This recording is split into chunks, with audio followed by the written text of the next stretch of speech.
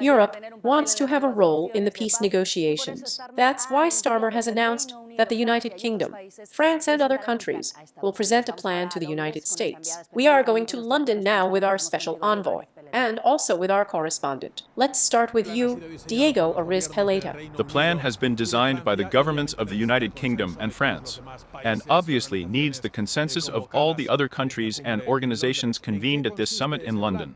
What does this plan consist of? On the one hand, to increase the pressure on Russia, also to strengthen military support for Ukraine, and eventually to achieve a just peace, with guarantees of being lasting. And how is that achieved?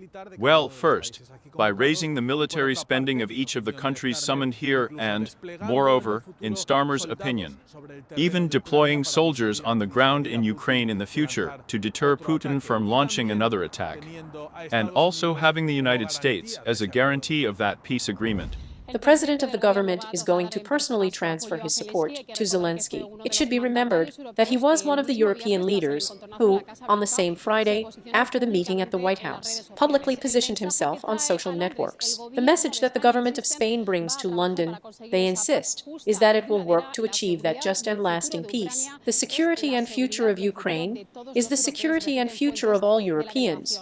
Repeat delegation sources this morning at a party event in Murcia before traveling here to London. The president has referred to that episode lived in the Oval Office and has replied to Donald Trump. Sanchez says that the only valid letter is that of the United Nations. The British Prime Minister convened the summit on Ukraine on Friday, hours before the high-profile meeting between Trump and Zelensky at the White House. Now, with the support of the United States in question, this meeting takes on more relevance. Here, Starmer has announced that they will work on a European plan to end the war in Ukraine together with France and other countries, a proposal that they will present to the United States. Without its support, says, there would be no security guarantees. That's why some allies have already pressured Zelensky to mend his relations with Trump. The idea of Giorgia Meloni, the Italian Prime Minister, to organize a summit between the European Union and Washington is also gaining support. Starmer met with her bilaterally this morning. It is important to avoid the risk of the West splitting. He has said, all our efforts to secure a just peace and military and economic resources for Ukraine, while Russia says that Trump is the pragmatist and Europe who wants to prolong the war. At the proposal of the United States, Israel wants to extend that first phase of the truce. It demands the release of half of the hostages still in the Strip. He never refuses to break the agreement. Let's go now to Jerusalem. Al-Mudina Ariza. Israel has responded by suspending the entry of aid into Gaza. Yes, how are you? Good afternoon. And there is already a reaction from Never that says that Israel's decision is cheap blackmail. It is a sabotage of the ceasefire agreement, which is a war crime. He also says that they are going to ask for help from the countries that mediate in the negotiations, which are Qatar and Egypt, to see if this situation can now be redirected. Netanyahu made this clear this morning. He says there will be no more free food delivery to Gaza because he says he is never controlling it. In fact, it is an aid on which more than 2 million Gazans depend, who are, as you know, in a catastrophic humanitarian situation. To all this, the members of the Israeli far right are the ones who have been the most happy about this suspension of aid, or this stopping of the entry of Gaza aid trucks. For example, former Minister Ben-Gvir, who has come to say from his social networks that the gates of hell must be opened, that electricity and water must be cut off,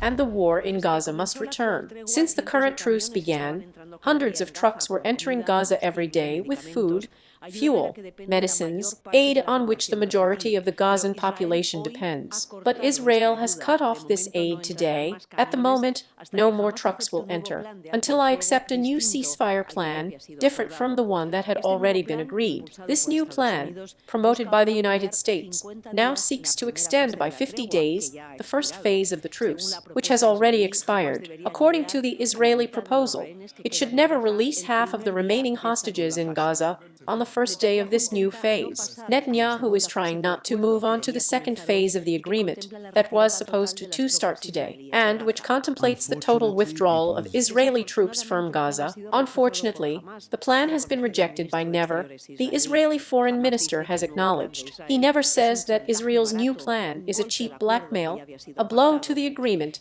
that had already been agreed. In Gaza, while the population looks at what happened with deep fear, we are afraid that the war will return.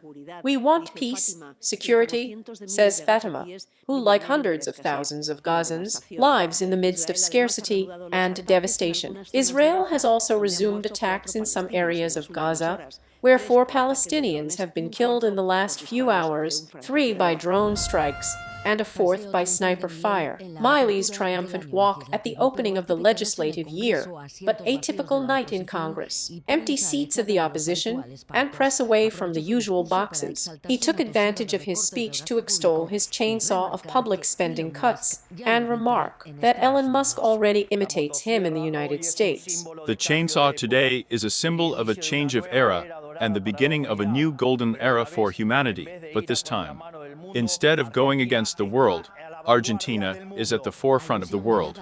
Veiled allusion to the cryptocurrency scandal he promoted, and Milei again threatened to pull Argentina out of the Mercosur, aligned with the United States. His goal is a free trade agreement. We have a historic opportunity to enter into a trade agreement with the United States, an opportunity that was already presented to us 20 years ago, and we let it pass. The Argentine president announced that he will shortly send the agreement he is negotiating with the IMF to Congress, and close with his usual war cry. And long live the fucking freedom.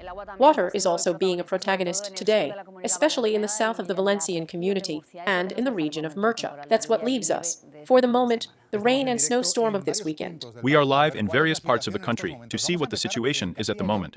We are going to start in Castilla y León because there are 7 provinces there that are currently on yellow alert for snowfall.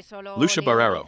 Yes, only León and Zamora are spared from that alert for snowfall in Castilla y León, also a large part of the province of Salamanca. Here in Vila, in mountain areas, it snows very intensely. He's been doing it all day, and accumulations of up to 15 centimeters are expected here. There have been no notable incidents on the roads of the community so far. The snowplows are ready in case they have to act at some point. The General Directorate of Traffic asks for a lot of caution before a storm that is going to extend until 4 o'clock in the afternoon. In plateau areas and in the rest of the affected provinces, they have neither time nor end date. Here, in the port of Navacerrada, it snows heavily, and it is expected to continue doing so throughout the afternoon. The EMET maintains throughout the day the yellow alert for precipitation in the form of snow in the Sierra Norte de Madrid, where accumulations of more than 20 centimeters of snow are expected from 1,400 meters. The snow removal machines are prepared in case they have to intervene at any time. There are many who are enjoying this snow on the 5 slopes enabled in the port of Navacerrada, but above all, we see families who have chosen to take the sleigh and wear this newly fallen snow for the first time. It rains with little intensity so far in Pego, in Alicante, which has rained mostly in the mountains. 64 liters per square meter have been recorded, up to 100 in the Valdebo. The central regions of the Valencian community are currently on yellow alert for rains. And for tomorrow, the EMET has launched a special warning. It is expected that up to 100 liters will accumulate in 12 hours. There have been no incidents so far. As a precaution, the 112 of the Generalitat asks the population to avoid displacement and not to approach ravines and coastal areas. The Port Authority has closed the port of Valencia this noon due to the maritime storm. This first Sunday of March starts with warnings for rain and snow in 8 communities. This is how the snow falls in the interior of Castellón, in Sant Joan de Pay-Agolosa, and so in Escaroz, and in Isaba, in the Navar Pires. 54 snowplows are active throughout the Foral community. The first flakes of winter have also fallen in Pamplin. Up to 15 centimeters thick have been recorded in Navacerrada, something that many have not wanted to miss. The first time in the snow, we have never seen snow falling. The first time I've seen snow in my life. We already knew it was going to snow, but not as it's snowing now, quite a lot. Little did I expect to lead to so much, the truth. Similar situation in Guadalajara and Cuenca. In the latter, some roads have traffic complications, such as in Bateta, or in the port of Cabrellas, nor did they expect to see snow today in Iza, Tenerife. Castilla y León is one of the communities with the most snow warnings. Vila and Soria have turned white, and the Numancia Sports Club has had an extra job. It also snows in low elevations, such as the Medina of Rio Seco in Valladolid, a storm that already leaves some dangerous situation like the one experienced by two French tourists in Cuevas de El Manzona, in El Muria. They had to be rescued by the civil guard after being surprised by a flood. Look at the water coming down. And in the region of Murcia and the Valencian community, flood risk plans have been activated. It will be possible to exceed 100 liters per square meter in less than 12 hours.